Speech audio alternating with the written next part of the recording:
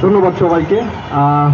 Fuad চরমের July masters, আসলে এই আন্দোলনের সাথে ফুয়াদ কীভাবে জড়িত একদম যদি প্রথম থেকে বলি, জুলাইয়ের 13 কি 14 তারিখে আমরা সর্বপ্রথম সম্ভবত বাড্ডাতে আমরা ছাত্রদের সাথে আন্দোলনে আমরা একসাথে ছিলাম। ওই সময়টা থেকে শুরু, এবং জুলাইয়ের 17 কি 18 তারিখে আমরা ঠিক শহীদ মিনারে একই জায়গায় আমরা এখানে মিলিত হয়েছিলাম। এখানে সম্ভবত ওই দিন 30 থেকে 40 হাজার জনগণ এখানে একত্রিত হয়েছিল। একটাই স্লোগান ছিল সবার মধ্যে, স্বৈরাচার পতনের কথা। একটাই স্লোগান ছিল।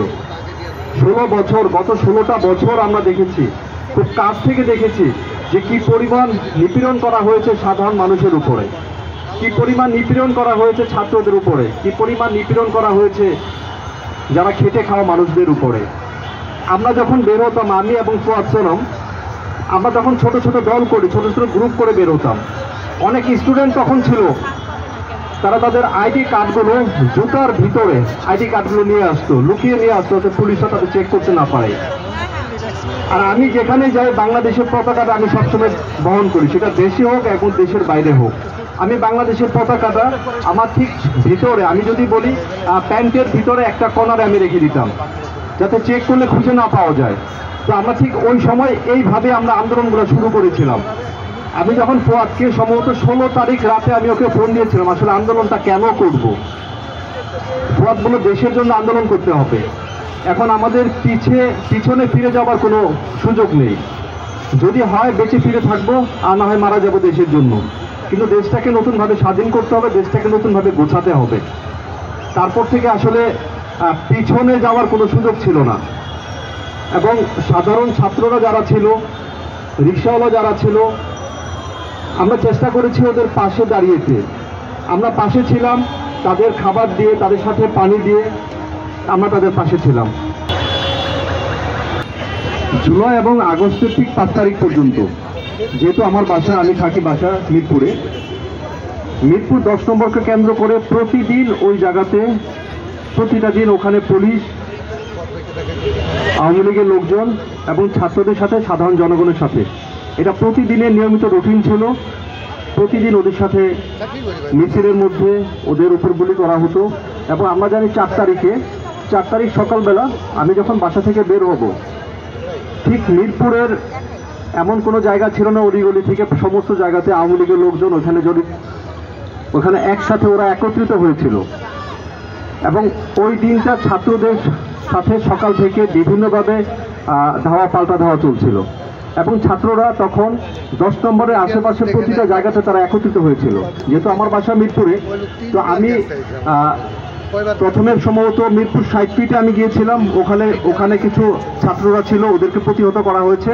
এবং ওখানকার যে স্থানীয় কাউন্সিলর ছিল, কমিশনার ছিল, এবং ও সম্ভবত 40 থেকে 50 রাউন্ড গুলি ছুড়েছিল ওই সময়টায়। এটা আমি বলছি সকালের কথা। ঠিক 10 নম্বরে আমার মনে হয় ওই সময়টা আওয়ামী লীগের 10 থেকে 15 হাজার লোকজন, নেতা কর্মী, এটা মিনিমাম 10 নম্বরে, শুধু 10 নম্বর চক্করের কথাই আমি বলছি।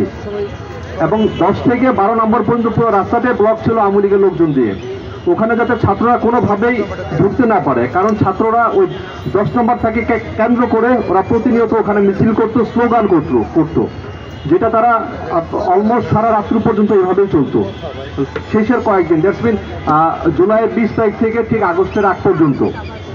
এবং ওই দিনটা 4 তারিখের কথা বলছি, 4 তারিখ সারাদিন, এবং 4 তারিখ 3টা পর্যন্ত ওই 10 নম্বর পুরো চক্করটাই কিন্তু আওয়ামী লীগের কন্ট্রোলে ছিল।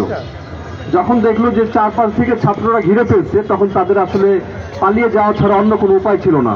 এবং ওই দিনটা, সেটা আমি খুব কাছ থেকে দেখেছি, বেশ কিছু যদি বলি, একবারে কম হলো 25 থেকে 30 জন ছাত্র মারা গিয়েছে। ওই দিনটার কথা বলি, সকালবেলার কথা। যখন 3টা কি 3:30টার দিকে যখন ছাত্র ওইখানে দখল নিয়ে নিল, এবং এর পাশাপাশি সেনাবাহিনীর একটা বড় ভূমিকাও ছিল, সেনাবাহিনী সহযোগিতা করেছিল।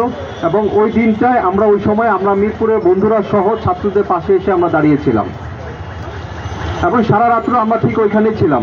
5 তারিখ সকালবেলা কি হবে, আমি ফুয়াদ সহ যখন আমরা আগের দিন রাত্রে কথা বলছিলাম যে আমাদের আগামীকালে প্ল্যান কি হবে, আমরা আগামীকাল কি করব, আমরা আগামীকাল কীভাবে মুভমেন্ট করব, বাট আমাদের প্ল্যান ছিল সেটা একটাই, সেটা হলো গণভবন ঘেরাও করতে হবে। ওখানে আমরা যা কিছু করার আমরা সেখানেই করব। কিন্তু আনফর্চুনেটলি যিনি নিজেকে অস্কার পাওয়ার জন্য এতদিন চেষ্টা করেছেন, 16 বছর, উনি পালিয়ে গেছে। আমি কোনো এক সময় বলেছিলাম, আমি একটু বলে রাখি, আমার বাচ্চা ছাড়া পাঁচজনের মধ্যে 4 জনই মুক্তিযোদ্ধা ছিলেন।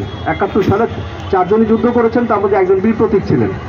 তো আমি যখন আমার বাবাকে একবার প্রশ্ন করেছিলাম যে কেন ছিলেন, দেশের ওই সময় প্রয়োজনে যুদ্ধ করতে হয়েছিল। আর আমরাও ঠিক ওই সময় 5ই আগস্টের আন্দোলনে আমরা ইনভলভ হয়েছিলাম দেশের প্রয়োজনে।